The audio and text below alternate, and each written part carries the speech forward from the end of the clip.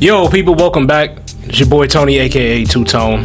And in today's video, man, we're going to be doing a match preview of Barcelona's game against Rayo Vallecano tomorrow. For me, it's at 9 a.m. It's an early morning, boy. I will be up. We'll be streaming. Definitely check me out. Be streaming here live on YouTube. And as I always say in every video, man, if y'all can help me out and go ahead and subscribe. If y'all haven't subscribed, if you like my content, man, just go ahead and at least leave a like for it, brother, at least. But if y'all want to leave a comment about just how y'all feel about my channel, what would y'all like to see? And therefore, man, I'm all ears, man. I'm trying to help my channel grow. I'm almost at 250 subscribers. It's been much love from the people that's been showing support on my channel. Like I said, man, you don't have to really do that. So the fact that y'all do, much appreciative. I just want to get that out the way. And honestly, I'm gonna be real. Before I even get into the match preview of Barcelona's game against Rayo Vallecano, I honestly, I'm just going to break the game down and go on about it. But there's been some breaking news that came out this morning, and I had to talk about it. And it's regarding Kounde. It came out saying that Barcelona will be open to hearing proposals for Kounde this summer if a good offer arrives. And I will say this. Every responsible club should be doing that. It should only be 2 to 3 players that are considered untouchable. You have to bring in money outside of what you generate from jersey sales, ticket sales, advertisements. All that is cool. But to be a functioning club, I feel like Barcelona has to be a much better selling club than what we've been here recently. And I don't have a problem with Kounde like most people do. To each his own. We all got our own opinion.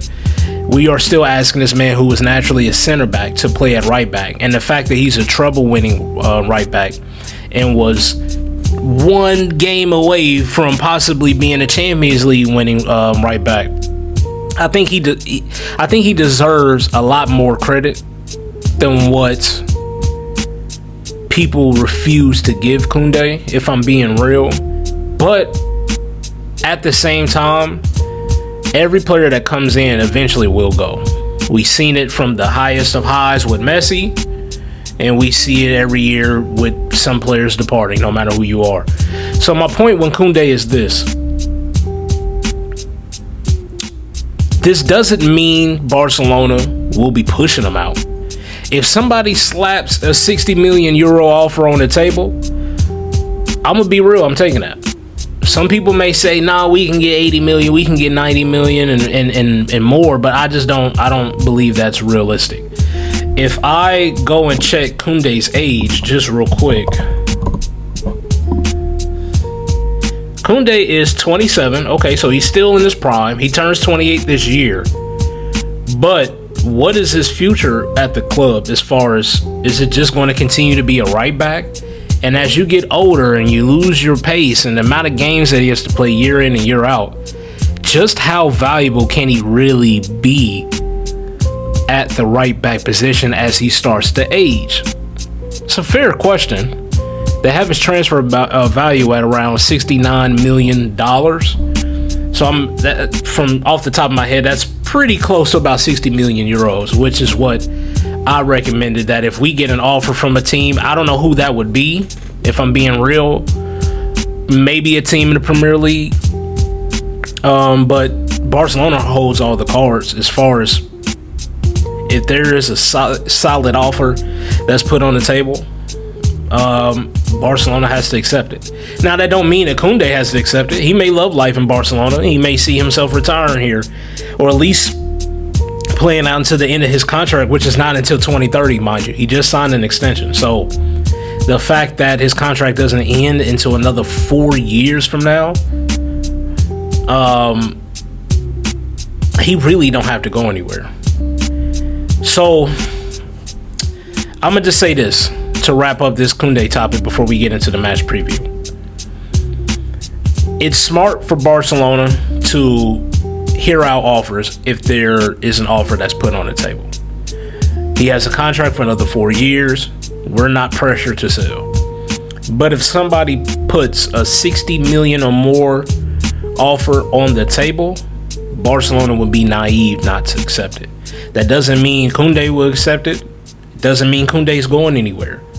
But the club has to do their due diligence and keep their ears and eyes open to the market. Because if there's a team out there in the Premier League, or who knows, maybe Bayern Munich or somebody out there, and they're willing to put a more than a fair enough offer on the table for Kounde, if it was me, I'm accepting it. Because at the end of the day,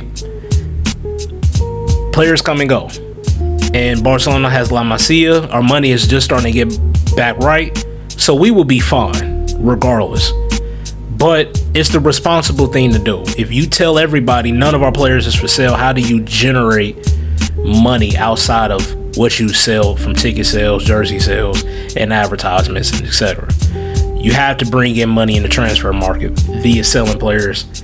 And if a player's in his prime and you feel like you can find equal value, or find somebody who may be a little bit better, or who has a higher ceiling at that position, Barcelona has to go for it. But y'all let me know what y'all think on that, man, because that kind of came out of nowhere.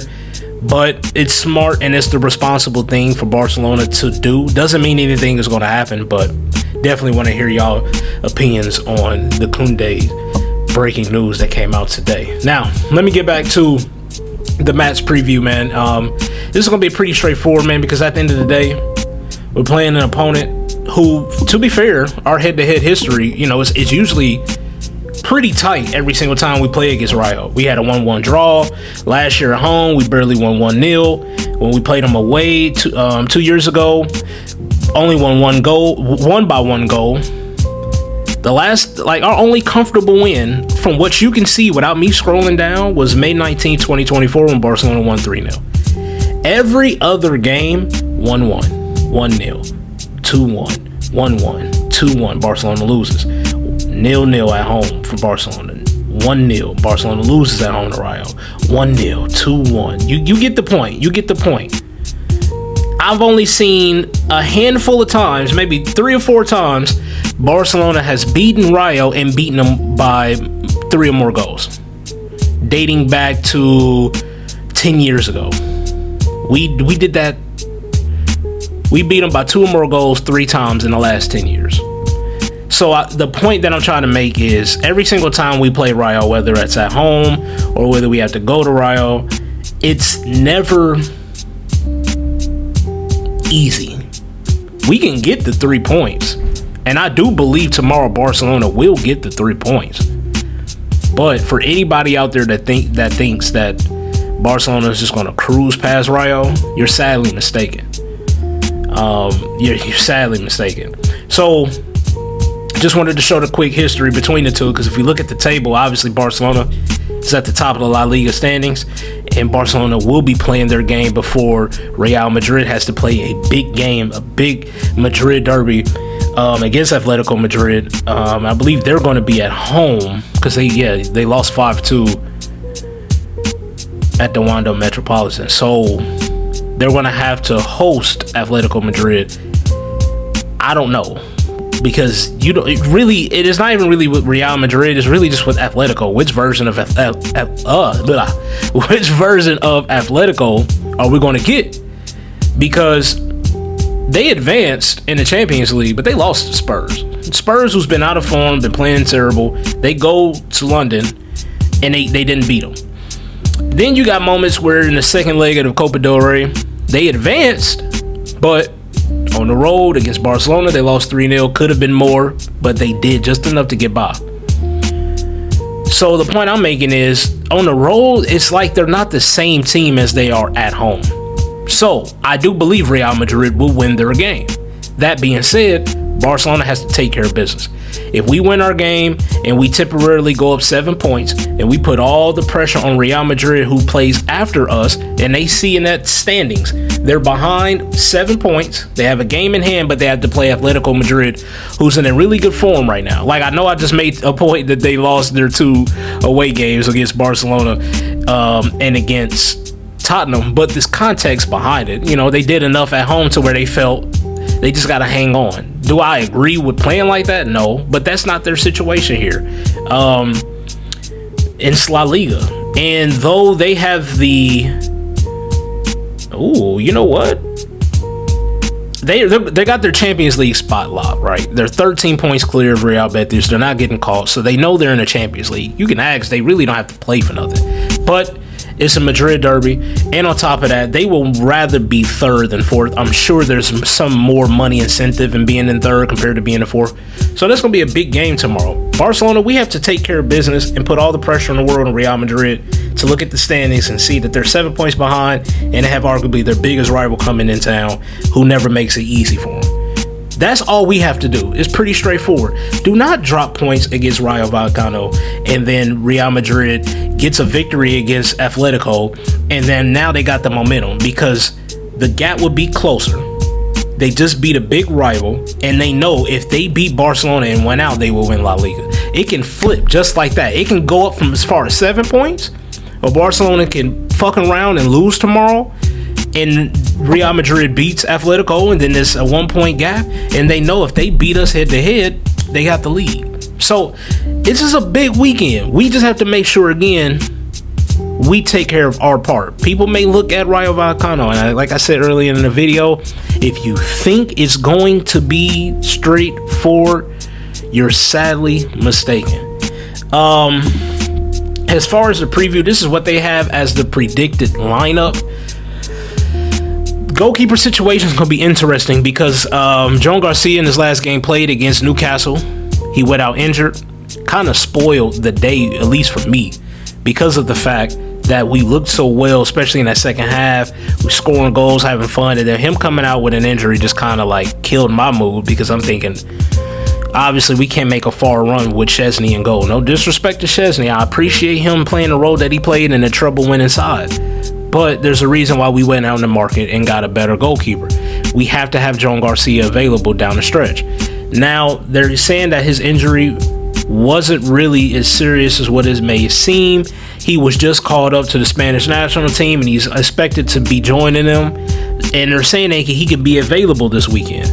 So if that is all true, then I will put Joan Garcia in goal, but they have predicted Szczesny in goal. At right back, I'm not putting Ronald Araujo at right back.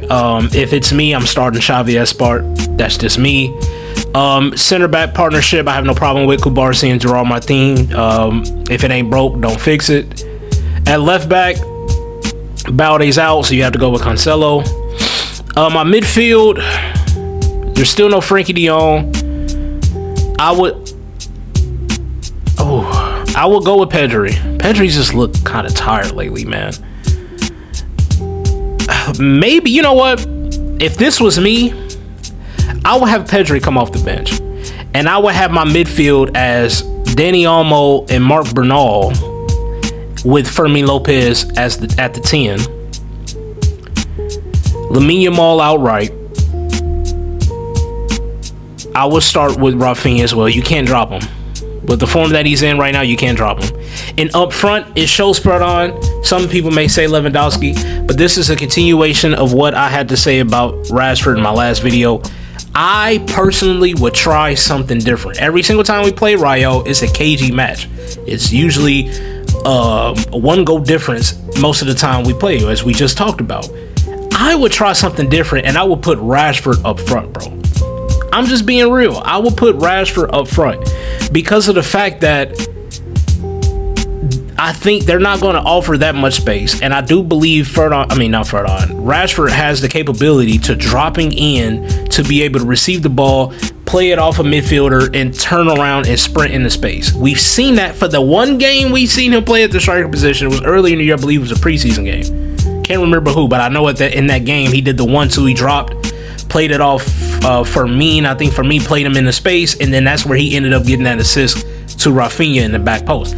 I believe we can get more of that. Do I think that will happen tomorrow? No. I've been wanting Hansi to play Rashford at the striker position, or I've been wanting him to utilize a false 9. He just won't. So I'm not going to get myself hyped up. That's just what I would do. But I do believe Ferran Torres will start in tomorrow's game.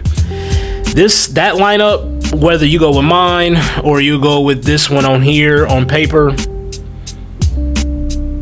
if this 11 comes out, it's good enough to get 3 points. The 11 I put out there, the only change that I made is Xavi Esparza, the right back, Joan Garcia in goal as long as he's ready and available. Take out Pedri to rest and only put him in 30 minutes or so if we need him, because you already know Spain is going to be playing him, so we have to give him a rest somewhere. His last couple of games he looked tired, so I would take Pedri out for Dani Olmo, leave Marc Bernal, and keep in Fermin. And like I said, the wingers would be the same, and I would change the striker position, but with front on up front, we should be able to get the job done. I'm going to go off a close one, just because of the fact history says it's always like that. So I'm going with Barcelona winning 2-1. I believe we'll probably be up 2-0. We will be relatively comfortable. They may pull a goal back, but I believe Barcelona would do just enough to get past the line, to get all 3 points, and then we head into the international break. I want to know your scoreline predictions. Do you agree with mine, or if you think it's going to be a different score? Who knows? You could think Barcelona may smash Rayo. You may think Barcelona lose. Just let me know down in the comments below. And also, what would your 11 be? Like I said, with my 11, I'm making a few changes. Would you do the same as mine? What would your changes be if it's not the same as mine? Or would you just go with what they have as the predicted lineup? And yeah, man, I appreciate you for making it this far to the video. If you have, please like the video, subscribe for more content, and I will be seeing y'all tomorrow during a live watch along of the Rayo Vallecano game. So I'm gonna go ahead and get up out of here, man. Appreciate y'all for watching. Much love, and until then, Two Tone is out, man. Peace.